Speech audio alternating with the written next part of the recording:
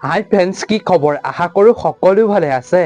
ৰং চেনেলত সম্প্ৰচাৰিত হৈ থকা জনপ্ৰিয়তা লাভ কৰা সূৰুযমুখী ধাৰাবাহিকখনৰ সোমবাৰৰ খণ্ডটো চাবৰ বাবে খুবেই ইণ্টাৰেষ্টিং হ'বলৈ গৈ আছে, কিয়নো যোৱাটো খণ্ডত সোণ শেৱালিক লৈ ঘৰৰ পৰা ওলাই যাবলৈ যদিও ওলাই, সেই সময়তে বায়েকে ৰখায় আৰু ৰত্নই বহুত বুজায়। এতিয়া সোমবাৰৰ খণ্ডটো দেখিবলৈ পাব সোণে কথাখিনি বুজি পাব আৰু কথাখিনি বুজি পাই ঘৰতে থাকিব আৰু তাৰ পিছত সকলোৱে তাৰ বাবে জগৰীয়া কৰিব শেৱালিকে, আৰু পেহীয়েকেও বহুত বেছি বেয়াকৈ শেৱালিক আৰু সোণক কোৱা দেখিবলৈ পাব। আৰু ডাঙৰে যদি এনেকৈ এইবিলাক কাম কৰি দেখাই দিয়ে, তেতিয়াহ'লে সৰুৱেতো এইবিলাক কাম কৰিবই, তাৰ বিষয়ে কৈ থকা দেখিবলৈ পাব।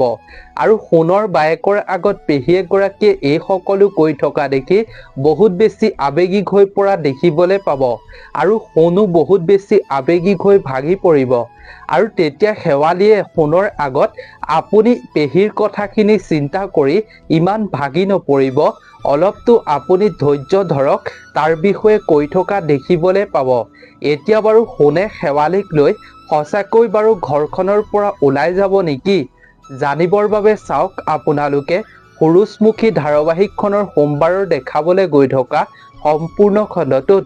আৰু আনফালে সোমবাৰৰ খণ্ডটোত অনুস্মিতাৰ মাকে অনুস্মিতাৰ ককায়েকৰ আগত তুমি যদি মোৰ কথা এনেকৈ নুশুনাকৈ গুচি যোৱা ঘৰৰ পৰা, তেতিয়াহ'লে তোমাৰ ভণ্টিক মই এইখন ঘৰৰ পৰা উলিয়াই দিম বুলি কোৱা দেখিবলৈ পাব।